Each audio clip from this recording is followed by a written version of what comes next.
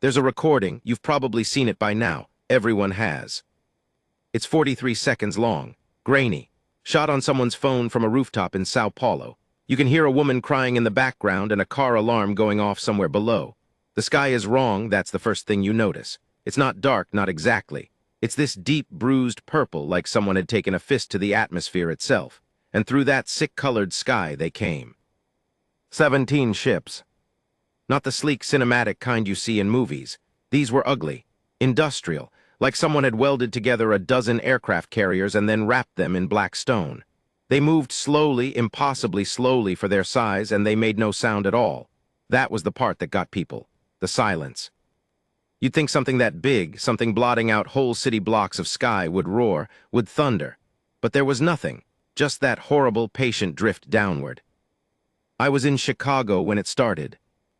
Not doing anything important, picking up Thai food from a place on West Randolph. Pad see ew, extra crispy tofu. I remember that because I never got to eat it. The bag sat on my passenger seat for 3 days until the smell got so bad I threw it out behind a National Guard checkpoint on I-90. But I'm getting ahead of myself. My name is James Corr. I was 31 years old, a structural engineer for a mid-size firm downtown, and I had absolutely no business being anywhere near what happened next. But that's how it works, isn't it? History doesn't care about your qualifications. It just grabs you by the collar and drags you along. The first sign wasn't the ships, it was the phones. Every device in the city, every phone, tablet, laptop, smart TV, even the digital menu boards at Starbucks, they all went to static at exactly 6:47 p.m. Central Time. I was sitting in my car, engine running, scrolling through a podcast queue, and the screen just turned to snow. Old-fashioned, TV static snow. For about 10 seconds, nothing. Then the text appeared. White letters on black. No logo, no imagery, just words. This world has been claimed under Galactic Sovereignty Protocol 7. Resistance is acknowledged as futile. Transition will begin immediately. Your compliance, ENSURES, your survival. I read it 3 times. The 3rd time I actually laughed. Not because it was funny, because my brain had absolutely no category for what it was looking at. It was like reading a parking ticket from God. The language was so bureaucratic, so flat, like they'd run it through some kind of universal translator that had learned English from legal documents. I looked up from my phone and through the windshield, and that's when I saw it. The sky shifting color. That bruised purple washing over everything from the west, like ink dropped into water. And then the first ship broke through the clouds above the lake. It was enormous. I don't have the right words for how big it was because human language didn't evolve to describe objects that large in the sky. It wasn't a building. It wasn't a mountain. It was a horizon. A new, low, dark horizon that shouldn't have been there. The water below it started to churn, not from wind, but from whatever force was holding that thing in the air. Whitecaps erupted across the surface of Lake Michigan like the water itself was afraid. People on the street just stopped. I watched a woman drop her grocery bag. Oranges rolled into the gutter. A cabbie got out of his car and left the door open. Nobody screamed. Not yet. Screaming came later. In that first moment, it was just silence and staring, all these tiny people looking up at something so far beyond their understanding that their brains simply refused to process it. My phone buzzed. The static was gone, replaced by my normal home screen. Texts were flooding in, my sister in Toronto, my college roommate. My mother, 3 missed calls already. I didn't answer any of them. I just sat there with my cooling pad CU and watched the ship settle over the city like a bruise that would never heal. The first 72 hours were chaos, but not the kind you'd expect. There were no laser beams from the sky, no death rays, no explosions. The ships just hung there, 17 of them spread across the planet, Sao Paulo, Chicago, London, Mumbai, Lagos, Beijing, Sydney, and others. They didn't attack. They didn't communicate further. They just existed, looming, waiting. Government scrambled. The United Nations held an emergency session that lasted 14 hours and produced nothing. Nay, went to its highest alert level. Russia and China, for once in their lives, picked up the phone and actually talked to Washington. Every military on the planet repositioned assets, pointed missiles upward, scrambled fighters. None of it mattered. I know that now, I didn't know it then. The real panic came on day 2, when the drones appeared. Not like our drones. These were small, about the size of a basketball, and they were everywhere. Thousands of them per city. They moved in swarms, flowing through streets and alleys and parks like schools of metallic fish. They scanned everything. Buildings, infrastructure, vehicles, people. If you stood still, one would hover in front of your face for about 3 seconds, and you'd feel this warm, tingling sensation across your skin, and then it would move on. They were cataloging us, taking inventory. The first soldier who shot one down, a PFC stationed outside the Art Institute, said it just fell like a dead bird. No explosion, no retaliation. The swarm adjusted around the gap and kept going. Command told everyone to hold fire after that. Don't provoke, don't escalate. Observe and report. I remember thinking, we're being processed, like livestock at a feed lot, counted, measured, sorted, and we were all just standing there letting it happen because what else could we do? Day 3 is when they landed. Not the big ships, smaller ones, transports, we'd later learn. They came down in every major city, always in the same kind of location, large, open public spaces. In Chicago, it was Grant Park. A transport ship, maybe 200 meters long, touched down right on the lawn, crushed the flower beds, buckled the walking paths, set down with such mathematical precision that it stopped exactly 4 centimeters above the surface of Butler Field before settling its full weight. The ramp opened at 600 local time, and they walked out. I wasn't there for that part. I watched it on TV from a hotel room in Schaumburg, where I'd relocated after the highways clogged up and my apartment building lost power. The news cameras had set up across Michigan Avenue, and the footage was crystal clear. Good morning light, birds still singing in the trees, and out of the ship came the first aliens any human had ever seen. They called themselves the Velthari. And God help me, they were beautiful. Tall 7 feet, maybe 7.5. Lean, symmetrical, with skin that shifted between pale silver and soft blue depending on the light. 4 arms, each one ending in a hand with 6 long, elegant fingers. Their faces were almost human but stretched slightly, with larger eyes, deep gold, no visible pupil, and mouths that were smaller than ours, barely more than a thin line. They moved with this eerie, flowing grace, like dancers or like water finding its way downhill. They wore armor, not bulky, mechanical stuff.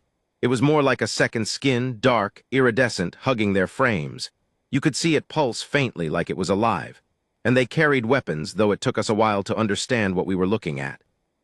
Thin rods about the length of a human forearm mounted along their lower pair of arms. They didn't point them at anyone. They didn't need to. The one in front, taller than the rest, with markings on its armor that glowed a faint green, that was the one who spoke. Its mouth didn't move. The words just appeared, in your head and your ears, on every speaker and screen within a mile radius, simultaneously, in English, in Spanish, in Mandarin, in Hindi, in whatever language the listener understood best. We are the Velthari Ascendancy. This world falls within our territorial expansion grid, Sector 447 Gamma. We have completed our preliminary survey and assessment. Your species has been classified as pre-industrial cognitive class 3. It paused, let that sink in, then continued. Under galactic sovereignty, protocol, pre-industrial species are granted provisional residency status within their occupied biosphere. You will be permitted to continue your biological functions under our administration. Labor allocation will begin within 30 solar rotations. Your cooperation is expected, as your capacity for resistance has been evaluated and determined to be negligible. Negligible. That word bounced around the world's newsrooms for weeks. Negligible. They'd looked at us, 7 billion of us, with our nuclear arsenals and carrier groups and fighter jets and 5,000 years of warfare, and they'd called us negligible. I sat on the edge of my hotel bed and felt something cold move through my chest. Not fear exactly, something deeper, something older. The feeling you get when someone looks right through you like you're not even there. The Velthari set up administration zones in every city where they'd landed. Efficient, clinical. They built structures overnight, tall, spiraling towers of that same dark stone their ships were made of, and these became their command centers. Communication hubs, processing facilities. They started issuing directives within a week. Curfews, movement restrictions, resource reallocation. They wanted our metals, our rare earths, our water. They had machines for extraction, huge insectoid things that crawled across the landscape and pulled resources from the ground with a precision that made our mining operations look like children digging in sand. And they wanted labor. Not slavery, not exactly. They were very clinical about it. Allocation of biological resources toward administrative functions is how they phrased it. They needed bodies to operate low-level machinery, to sort materials, to maintain the systems their own people couldn't be bothered with. We were the help, the custodial staff for an empire that spanned 1,000 star systems. The first resistance came from the militaries, of course. A combined NATO strike hit the ship over London on day 9. Cruise missiles, precision-guided, the best hardware the Western Alliance could field. 47 Tomahawks and 16 Storm Shadows, launched from submarines in the North Sea and bombers out of Lakenheath. I watched the footage, we all did. The missiles flew true, perfect trajectories. They closed the distance in minutes, white contrails scratching across that purple-stained sky. And about 200 meters from the hull, they just stopped.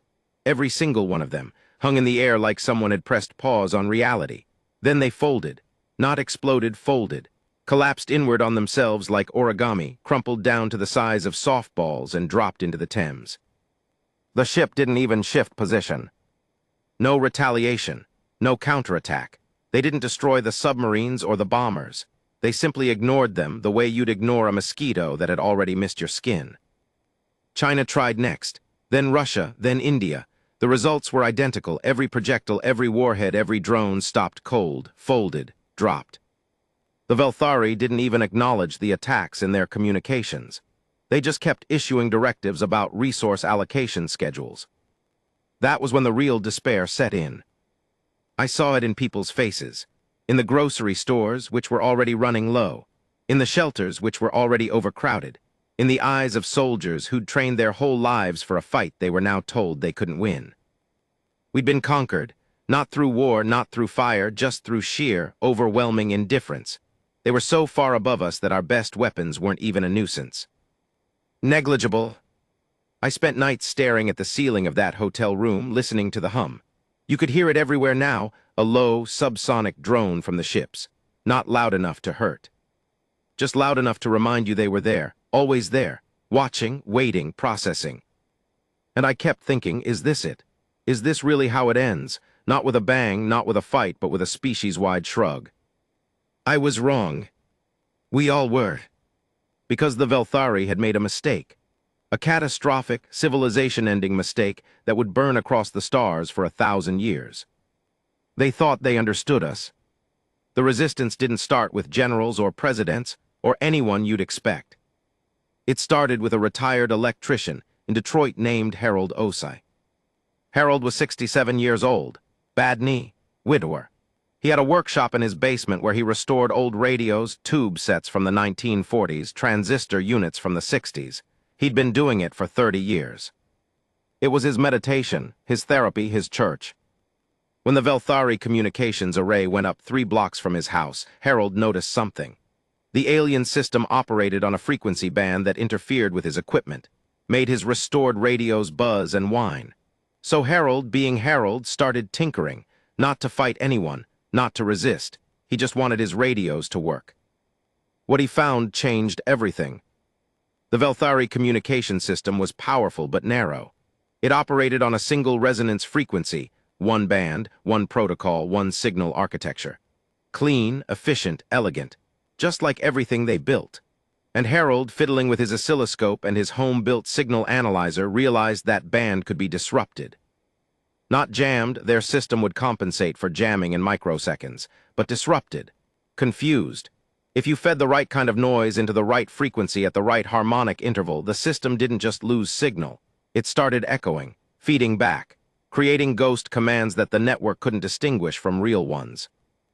Harold told his neighbor. His neighbor told her cousin at Wayne State, who happened to be an electrical engineering professor. The professor told her department head. The department head called MIT. Within 2 weeks, a network of engineers, physicists, radio hobbyists, and hackers had reverse-engineered enough of the Velthari communication protocol to build a disruption device out of parts you could buy at any hardware store. They called it a Herald box. And it worked. I first heard about the Herald box from a woman named Captain Priya Anand, Indian Army, seconded to a joint NATO-allied coordination cell that had set up in a basement in Naperville. By then, day 23, I'd been pulled into the military's orbit almost by accident. They needed structural engineers to assess damage to infrastructure, to figure out which buildings were safe, which bridges could still hold weight. My firm was gone. The office was inside one of the Velthari administration zones, so I volunteered. They gave me a lanyard and a cot and told me to make myself useful. Priya was compact, dark-eyed, and had a voice that made you shut up and listen. She briefed us in a room that smelled like old coffee and anxiety. The Velthari operate on a singular command and control architecture, she said, pointing at a whiteboard covered in diagrams that looked like they'd been drawn by a genius having a breakdown. Every drone, every transport, every processing unit, every weapons system, they all run through the same network. One frequency, one protocol, centralized. She tapped the whiteboard. On any human battlefield, that would be a vulnerability. Redundancy exists for a reason. You lose one channel, you switch to another. These things don't have another channel. They've never needed one. Someone in the back, a Marine sergeant named Domings, raised his hand. Ma'am, with respect, their tech folded cruise missiles like paper airplanes. How does messing with their radios help? Priya almost smiled. Almost. Because their weapons aren't autonomous. They're networked. That defense system that stopped the missiles. It requires real-time data from the sensor grid, processed through the command ship and executed through the field units. Disrupt the network and the system doesn't know where the missiles are, doesn't know to stop them. The room went very quiet. That shield, she continued, isn't a wall. It's a reaction. A networked response to detected threats. Take away the network even for a few seconds and there's nothing between us and them but physics. Domings leaned forward. How many seconds? We think we can sustain disruption for approximately 90 seconds per herald box before their system adapts and compensates. After that, the frequency shifts and the box is useless. 90 seconds, someone muttered. That's nothing. 90 seconds, Priya corrected, is an eternity if you know what you're doing with it. And we have 12,000 boxes being built in garages and workshops across North America right now. The planning took another 2 weeks. 2 weeks of quiet, desperate, brilliant work happening in basements and barns and abandoned warehouses across every continent. The Velthari never noticed. Why would they? They'd classified us as pre-industrial cognitive class 3. They were watching for tank movements and missile launches, not 67-year-old electricians with soldering irons. That was the thing about them, the thing we started to understand as we studied them more closely. The Velthari were technologically superior to us in every measurable way. Their materials science was centuries ahead. Their energy systems bordered on magic. Their computation was faster, their sensors sharper, their weapons more precise. But they were a species that had never been challenged. Not really, not in any meaningful sense. They'd expanded across their sector of the galaxy, absorbing world after world, and every species they'd encountered had been exactly what their classification system told them to expect. Pre-industrial meant primitive. Primitive meant compliant. End of analysis. They'd never met a species that had spent its entire evolutionary history fighting itself. A species that had turned conflict into an art form. That had developed tactics and strategy and deception and counter-deception and counter-counter-deception over millennia of unbroken warfare. A species that had fought in trenches and jungles and deserts and frozen steppes. That had invented guerrilla warfare, psychological operations, signals intelligence, and asymmetric combat. A species that looked at a 90-second window and didn't see a limitation. It saw an invitation. They called it Operation Slingshot. Not because anyone thought we were David, because a sling is a primitive weapon, exactly the kind of thing a pre-industrial species might use. And God, was there something satisfying about that? The plan was insane. I know that now and I knew it then. It relied on precise coordination across dozens of countries, with improvised equipment, degraded communications, and a window of vulnerability that could charitably be described as razor-thin. It required every participating military to execute a simultaneous, multi-domain assault using a timeline measured in seconds, triggered by devices built from transistor radio components. It was the most human plan ever conceived. I was attached to the Chicago cell. My job was infrastructure, identifying structural weak points in the Velthari administration tower in Grant Park. Where to hit it, How hard, what would bring it down without flattening 6 city blocks around it? I spent 12 days studying their building techniques through binoculars, through drone footage, through thermal imaging rigs that some kid from IIT had jury-rigged from parts of a broken MRI machine. The Velthari built beautifully but predictably. Their structures used a lattice geometry that distributed weight evenly, almost perfectly evenly, which meant there were no strong points, but there were no weak points either. You couldn't find a single column to knock out. You had to hit the whole lattice at once, disrupt the pattern, and let the structure's own perfection work against it. Because a system with no weak points has no redundancy. Damage it everywhere simultaneously, and it doesn't degrade gracefully. It collapses. Just like their communication network. Just like their entire military philosophy. I filed my report. 8 pages. Target zones, blast calculations, timing sequences. I didn't sleep the night I finished it because I kept running the numbers and the numbers kept saying the same thing. This could work. This stupid, desperate, improvised, duct tape and prayers plan could actually work. If everything went perfectly. If nothing went wrong. If 90 seconds was enough. D-Day was set for a Tuesday, April 14th. I remember because my sister's birthday is April 15th, and I spent most of the night before writing her a letter I hoped she'd never have to read. They positioned Herald boxes across the planet. In sewers, on rooftops, in the trunks of abandoned cars, in fishing boats off the coast. In shopping carts pushed by people who looked like they were just trying to survive. 12,000 devices, each one hand-built, each one calibrated to the exact frequency of the Velthari command network. The trigger signal would come from a submarine, the USS Wyoming, sitting at depth in the middle of the Atlantic. One pulse, one frequency, and every Herald box on Earth would activate simultaneously. I was on the ground in Chicago, 2 blocks from Grant Park, in the basement of an old parking garage with 47 other people.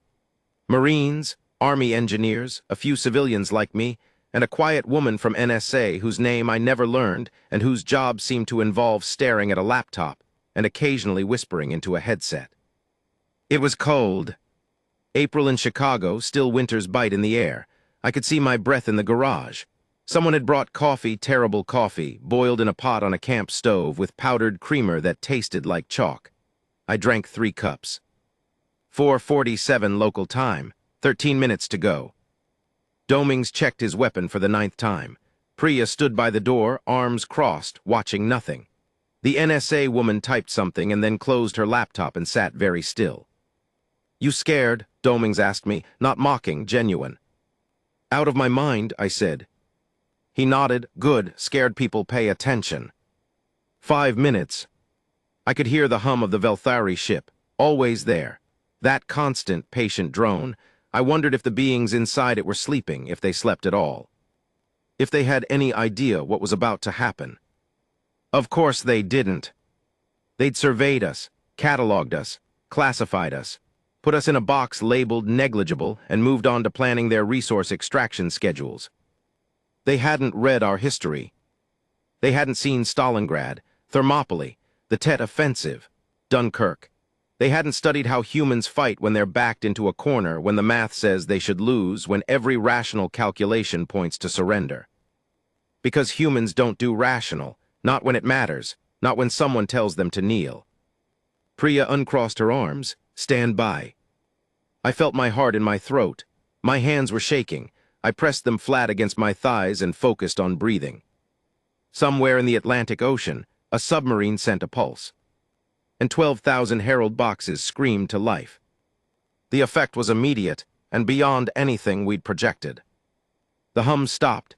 For the first time in over a month, that constant, grinding drone from the ship above just ceased. The silence was so sudden it felt physical, like a pressure change, like your ears popping on an airplane.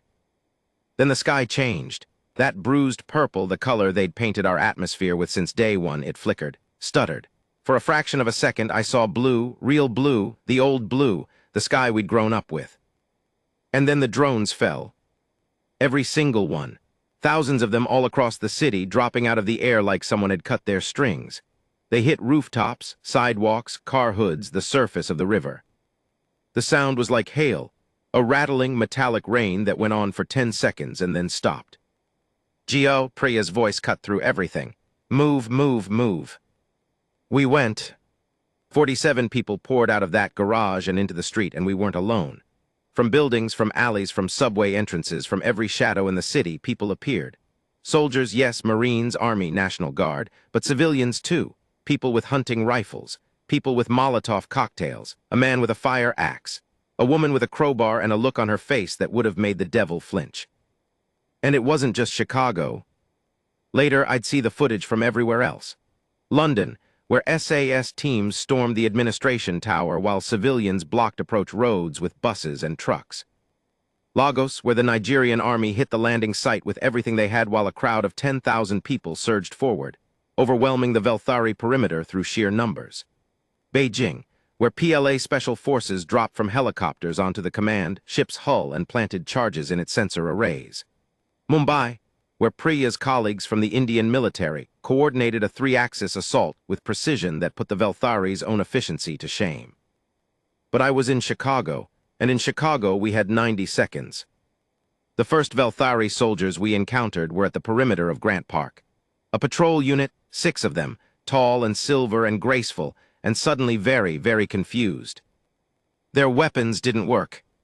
The thin rods mounted on their lower arms, they flickered, sputtered, went dark. Networked weapons, useless without the network. A Marine sergeant named Kowalski was the first to engage. He put 3 rounds into the lead Velthari's chest from 40 meters with an M4 carbine. Standard 5.56 Nate. The alien stumbled. Its armor flickered, that iridescent shimmer pulsing wildly, trying to compensate for damage it had never been designed to absorb. The Velthari had reactive armor, tied into the same network that was now filled with Harold's ghost commands. Without proper data, the armor didn't know what it was reacting to. It hardened in the wrong places, softened in others, created gaps. Kowalski's 4th round found a gap. The Velthari fell. The first alien to die on Earth fell face forward onto the grass of Grant Park on a cold Tuesday morning in April, and the sound it made was not so different from the sound a person makes. A gasp, a wet, surprised exhale, and then nothing. The other 5 stood frozen for a full second. I think, and I know this sounds insane, I think they were shocked. Not tactically surprised, emotionally shocked, like they genuinely could not process the concept that a human weapon could harm them. That second cost them. The Marines opened up. So did the civilians. A wall of gunfire hit the patrol unit from 3 directions. Rifles, shotguns, pistols, the fire axe. It was ugly and brutal and nothing like the clean, surgical operations the military had planned. It was messy, human violence, the kind our species has been perfecting since we first picked up a rock. 37 seconds into the window. We pushed into the park. The administration tower was ahead, spiraling up against that flickering sky. The charges were already being placed, Army engineers moving with a speed born of weeks of rehearsal, slapping shaped charges against the lattice points I'd identified in my report.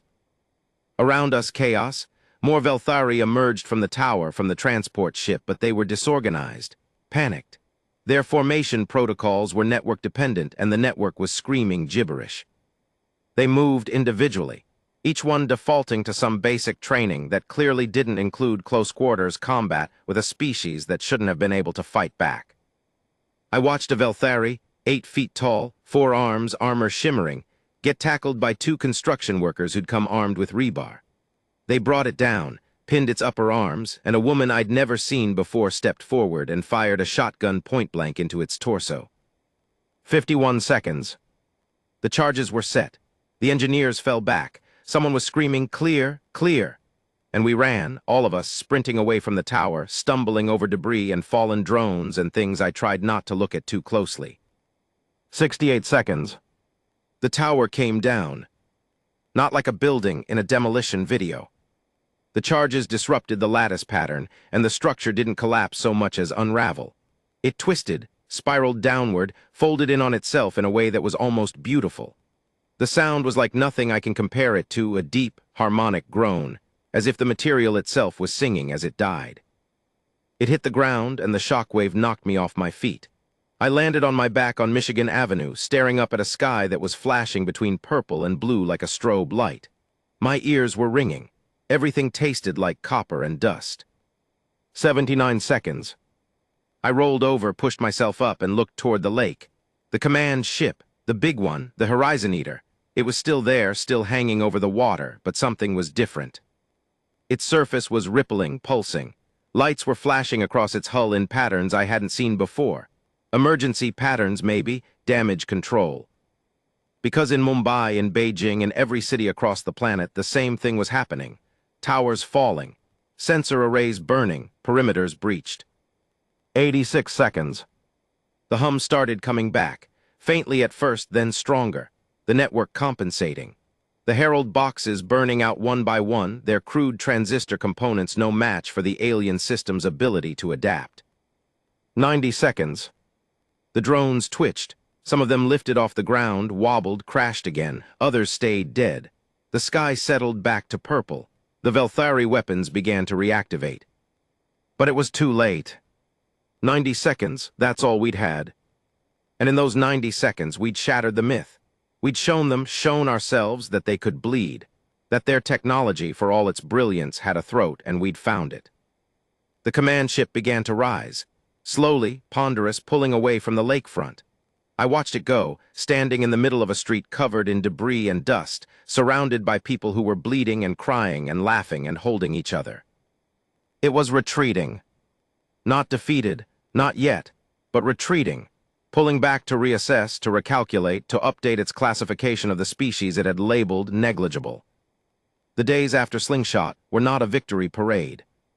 Let me be clear about that, because the stories that came later, the movies, the songs, the commemorations, they smoothed the edges, made it cleaner than it was. The truth is, Slingshot was a bloody, chaotic, imperfect mess that cost thousands of lives and didn't drive the Velthari off the planet. What it did was something more important. It proved we could fight. The ships pulled back to high orbit, all 17 of them retreating to positions well above the atmosphere, out of range of anything we could throw at them. The drones were recalled. The administration zones went dark. The towers, the ones still standing, sat empty. But they didn't leave, and we knew they wouldn't. I spent the next month in a planning cell that had grown from 47 people to over 300, crammed into an underground parking structure that had been converted into a command post. Engineers, soldiers, scientists, hackers, Harold himself, flown in from Detroit on a military helicopter, looking bewildered and proud and terrified in equal measure. The Velthari were regrouping. Their ships were reconfiguring. We could see it through telescopes, through the satellite feeds we'd managed to restore. New structures growing on their hulls, new weapon systems, probably, adapted defenses. They were learning from their mistake. And so were we. Priya stood in front of the planning board, which now covered an entire wall. Maps, diagrams, frequency analyses, structural assessments, supply chain logistics. It looked like the work of a beautiful lunatic. "They'll come back," she said. "They have to. Their entire imperial structure depends on the assumption that a classified species stays classified. If word gets out that a Class 3 primitive fought back and damaged their infrastructure, it undermines every occupation they've ever conducted. Every subjugated species in their empire starts asking questions. So they hit us harder," someone said. "Much harder. They'll bring fleet elements. Dedicated military assets, not just administrative occupation forces. We estimate we have between 60 and 90 days before reinforcements arrive from their nearest staging base. 60 to 90 days. To prepare for a full-scale alien military invasion, with a technological disadvantage that made the gap between a flintlock and a fighter jet look trivial." Harold raised his hand. He still did that. Raised his hand like he was in school. "The frequency shift," he said. "After Slingshot, they changed their communication protocol. New band, new encryption. My boxes don't work anymore." Priya nodded. "We know. But the principle still applies. They're still centralized, still one network. They just changed the lock." "Can you pick the new lock?" Harold shrugged. 67 years old, bad knee. The man who'd accidentally started humanity's first interstellar war. "Give me time and parts," he said. "I've never met a radio I couldn't fix." The next 2 months were the most intense period of collective human effort since the Second World War. Maybe since ever. Every nation on Earth contributed, every single one. The geopolitical feuds that had defined the 21st century evaporated overnight, not because people suddenly liked each other, because they had no choice. The Velthari didn't care about borders, ideologies, or old grudges. They'd claimed the whole planet, so the whole planet had to respond. Factories retooled, universities pivoted. Every electrical engineer, every physicist, every chemist, every computer scientist on the planet was pulled into the effort. Herald boxes, too, were designed, tested, redesigned, and mass-produced in weeks. New versions, new frequencies, new capabilities. But it wasn't just the boxes. It was everything. We studied the Velthari technology we'd captured. Their drones, their weapons, fragments of their armor, pieces of the fallen towers.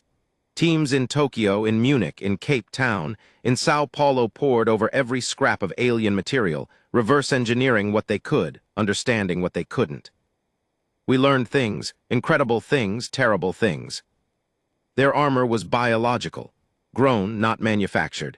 It was a symbiotic organism that bonded with the wearer and responded to threats based on network data. Without the network, it was still tough, tougher than anything we could make, but predictable. It always hardened the same way in response to kinetic impact. Which meant if you hit it twice in the same spot fast enough, the second round went through. Their weapons operated on a principle we didn't fully understand, something to do with manipulating molecular bonds at a distance. But the power source was consistent, a crystalline energy cell about the size of a human thumb. Remove the cell, and the weapon was dead. And the cells, it turned out, were compatible with human technology. With the right adapter, you could use them to power almost anything. We built new weapons, hybrid systems, human ballistics enhanced with Velthari energy cells, railguns that used alien crystals to generate fields strong enough to accelerate a projectile to speeds that made their armor irrelevant. Crude, ugly, unreliable, and absolutely devastating. And we trained. Every military on Earth cross-trained. Tactics, techniques, procedures shared openly, freely, without classification or restriction. American Special Forces taught Chinese Marines urban warfare. Russian snipers trained alongside British infantry. Israeli combat engineers shared tunnel-fighting doctrine with Egyptian sappers. It was surreal and beautiful and desperate. I didn't fight. I want to be honest about that. I was an engineer. My war was fought with calculators and stress diagrams. I designed fortifications, identified structural vulnerabilities in Velthari construction, helped develop targeting solutions for the new weapons. I never fired a shot. But I was there. I was there when the sky turned purple for the second time. When the reinforcement fleet arrived, not 17 ships this time, but over 200. They filled the horizon, blotted out the stars, and for a moment, just a moment, that old despair came rushing back. 200 ships. Full military configuration, weapons visible even from the ground, massive emplacements along their hulls, pulsing with that cold alien light. And beneath them, scattered across a planet that had spent 63 days preparing for this exact moment, 7 billion human beings looked up. Not with fear, not with resignation, with teeth bared. The Second Battle of Earth lasted 11 days. I won't pretend I can describe it all. I can't. It was too big, too complex, too many things happening in too many places at once. Entire books have been written about it. Documentaries, academic analyses, classified after-action reports that won't be declassified for another 50 years. What I can tell you is what I saw. I saw Herald boxes light up across the continent, 16,000 of them this time, tuned to the new Velthari frequency. And I saw the alien network stagger, not fall, not this time, they'd hardened it, but stagger. Stutter. Enough. I saw railgun batteries open fire from positions we'd built into the sides of mountains, from the decks of aircraft carriers, from the beds of pickup trucks. Crystalline-powered projectiles screaming skyward at impossible velocities, punching through armor that had never been designed to stop something that fast. I saw fighters, F-35s and Su-57s and J-20s and Rafales, flying together for the first time in history, weaving through Velthari formations with tactics that no alien combat computer could predict because they were based on 10,000 years of human aerial theory, from kites to biplanes to stealth fighters. Unpredictable, irrational, glorious. I saw a Velthari landing force hit the beaches of Normandy, of all places, Normandy. and get stopped cold by a combined European defense force that fought with a fury that frightened even me, watching from a screen 1,000 miles away. I saw ships burn, ours and theirs. I saw cities damaged, landscapes scarred, people die in numbers that still make my stomach clench. But I also saw something else. Day 7. The Velthari flagship, the largest vessel in the fleet, a monster 3 kilometers long, attempted to position itself over the Pacific to deploy some kind of weapon we'd never seen before. Our analysts thought it was a surface disruptor, something that could trigger seismic events. An extinction-level weapon. It never fired. Because a submarine, a single submarine, the same USS Wyoming that had sent the slingshot trigger signal, surfaced beneath it. Surfaced in the middle of the Pacific Ocean, aimed every missile at it straight up and fired. The Herald boxes were running, the network was stuttering, the flagship's defenses reacted a half-second late. 16 Trident missiles hit the ventral hull. 16 nuclear warheads detonated simultaneously. The flagship broke apart. It came down in pieces, scattered across 1,000 square miles of open ocean. The shockwave generated a tsunami warning for every coast on the Pacific Rim. And the fleet hesitated. For the first time since they'd arrived, the Velthari fleet stopped advancing, stopped attacking, just stopped. Day 9, a communication came through, not the cold, bureaucratic directive we'd received before. This was different, ragged, almost emotional if they were capable of emotion. You were classified as pre-industrial. Our records, our surveys, they indicated no capacity for coordinated resistance at this scale. How is this possible? Priya was the one who answered. I don't know if she was authorized to. I don't think she cared. She keyed the microphone and spoke clearly, slowly, in a voice that carried the weight of 7 billion people behind it. You looked at our cities and saw primitives. You looked at our weapons and saw toys. You looked at us and saw livestock. Pause. You never looked at our history. They left on day 11. Not all at once. A slow, grinding withdrawal ship by ship, pulling back from orbit, from the system, from a planet they'd expected to occupy in a week and hold forever. They left behind wreckage, debris from their ships, from their towers, from the battle itself. They left behind scars, cities damaged, landscapes burned, the purple stain in the atmosphere that would take months to fully clear. And they left behind their dead. We buried them, that surprised people. There were voices, loud ones, who said we should burn the bodies, dump them in the ocean, send them back in pieces as a warning. But cooler heads prevailed. We buried them with military honors in a cemetery outside Geneva that was established by unanimous UN vote. Because that's who we are. We fight like demons. We rage and burn and claw and bite and refuse to die. But when it's over, when the enemy is down and the guns are quiet, we bury our dead, and we bury theirs, and we try to remember that the universe is big enough for mercy. I stood at that cemetery 6 months later, on the day the last of the atmospheric staining cleared and the sky was blue again. Pure, clean, impossible blue. Harold was there too, leaning on a cane, squinting up at the heavens. Think they'll come back? Well, I asked. He was quiet for a long time. Then he shrugged the way he always did. Maybe, but next time they'll knock first. I looked up at the sky, our sky, and I thought about that word, the one they'd used to describe us. Negligible.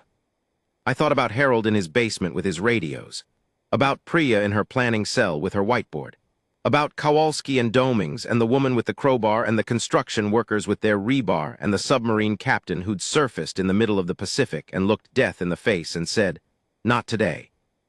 Negligible. No. We are many things, we humans, fragile, foolish, fractured, flawed. We fight each other over nonsense and break our own hearts for sport. We are messy and irrational and stubborn beyond all reason. But we are not negligible. We have never been negligible. And God help anyone, from any corner of the universe, who makes the mistake of thinking otherwise. 3 years later, the first human ship, clumsy patchwork, held together with Velthari crystal tech and good old-fashioned human stubbornness, crossed the boundary of the solar system. Its name was painted on the hull in white letters, stark against the dark metal. The Herald. Its mission to find the Velthari, not to fight, not to conquer. To knock,